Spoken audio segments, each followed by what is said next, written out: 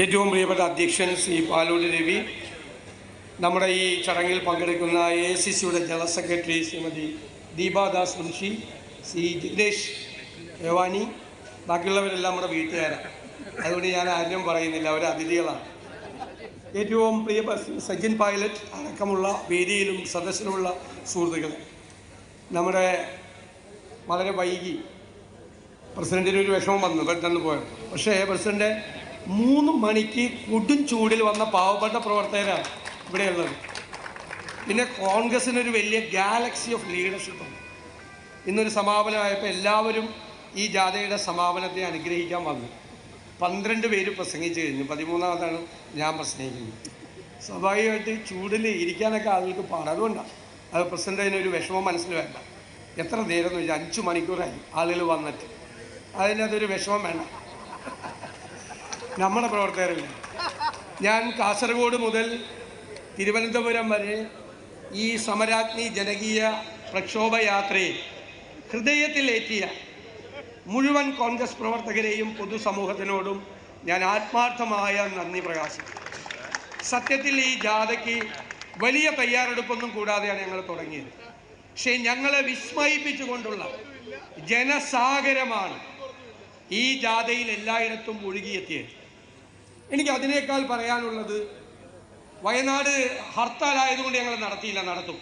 ബാക്കി 13 ജില്ലകളിൽ നടത്തിയ ജനകീയ ചർച്ചാ സദസ്സുകളുണ്ട്. 3 മണിക്കൂർ 4 മണിക്കൂർ ഞാനും പ്രസിഡന്റ് അത് കേട്ടുകൊണ്ട് ഈ കേന്ദ്ര സംസ്ഥാന ഗവൺമെൻറ്റുകളുടെ പ്രവർത്തനങ്ങൾക്ക് കൊണ്ട്, അവരുടെ അഴിമതി കൊണ്ട്, കെടുകാര്യസ്ഥത കൊണ്ട്, ദുർഭരണം കൊണ്ട് ഇരകളായി മാറിയ പാവങ്ങളുടെ നിലവിളികൾ, സങ്കടങ്ങൾ, വിതുമ്പലുകൾ, സത്യത്തിൽ ഈ യാത്രയുടെ ഏറ്റവും വലിയ അനുഭവം അതാണ്. ആ പാവങ്ങൾക്ക് വേണ്ടി അവരുടെ സങ്കടങ്ങൾ പരിഹരിക്കാൻ, അവരുടെ ദുരിതങ്ങൾ പരിഹരിക്കാൻ ഒരു വിട്ടുവീഴ്ചയുമില്ലാത്ത നടപടികളുമായി മുന്നോട്ട് പോകണമെന്നുള്ള സുദൃഢമായ തീരുമാനമാണ് ഈ സമരാഗ്നിയുടെ സമാപനത്തിൽ ഞങ്ങൾ എടുക്കുന്നത്. അതിന് സമരം ചെയ്യേണ്ട സ്ഥലത്ത് സമരം ചെയ്യും, ഇടപെടലുകൾ നടത്തേണ്ട സ്ഥലത്ത് ഇടപെടലുകൾ നടത്തും, ചോദിച്ചു വാങ്ങേണ്ട സ്ഥലത്ത് ആ പാവപ്പെട്ടവർക്ക് ചോദിച്ചു വാങ്ങി അവർക്ക് കൊടുക്കും.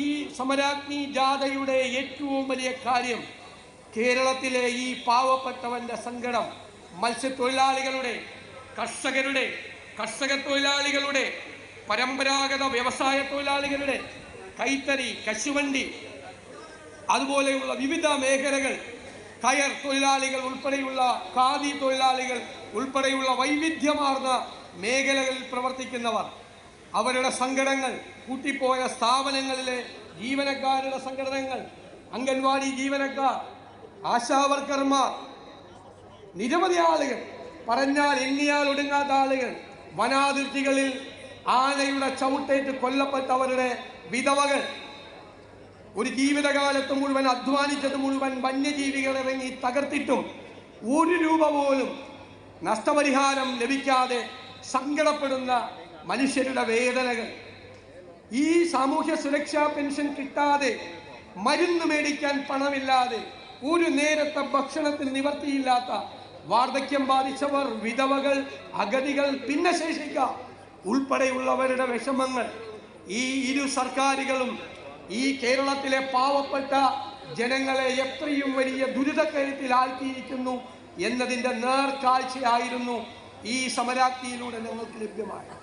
അതുകൊണ്ട് ഫാസിസത്തിനെതിരായുള്ള നമ്മുടെ പോരാട്ടം, വർഗീയതയ്ക്കെതിരായിട്ടുള്ള നമ്മുടെ പോരാട്ടം, കേരളത്തിൽ അഴിമതിക്കും സ്വജനപക്ഷപാതത്തിനും അതുപോലെ തന്നെയുള്ള കെടുകാര്യസ്ഥതയ്ക്കും എതിരായിട്ടുള്ള നമ്മുടെ പോരാട്ടം, ഇത് എല്ലാ തെരഞ്ഞെടുപ്പുകളും ജയിക്കാൻ വേണ്ടിയുള്ള പോരാട്ടമാണ്.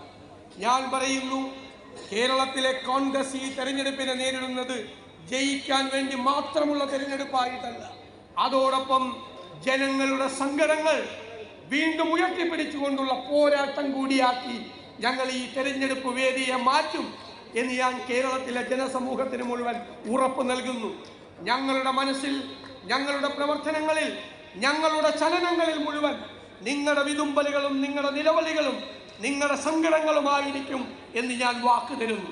അത് പരിഹരിക്കാനുള്ള കഠിനാധ്വാനമായി ചെയ്യുന്നത് എന്ന് മാത്രം വിനയപൂർവ്വം ഓർമ്മപ്പെടുത്തിക്കൊണ്ട് നിങ്ങളെ എല്ലാവരെയും അഭിവാദ്യം ചെയ്തുകൊണ്ട് ഈ സമരാഗ്നി ജാഥ വലിയ വിജയമാക്കി മാറ്റാൻ കഠിനാധ്വാനം ചെയ്ത എൻ്റെ പിന്നിലിരിക്കുന്ന നിരവധി സഹപ്രവർത്തകരെ ഹൃദയപൂർവ്വം അവരോട് നന്ദി പറഞ്ഞുകൊണ്ട് ഞാൻ എൻ്റെ വാക്കുകൾ ചുരുക്കും.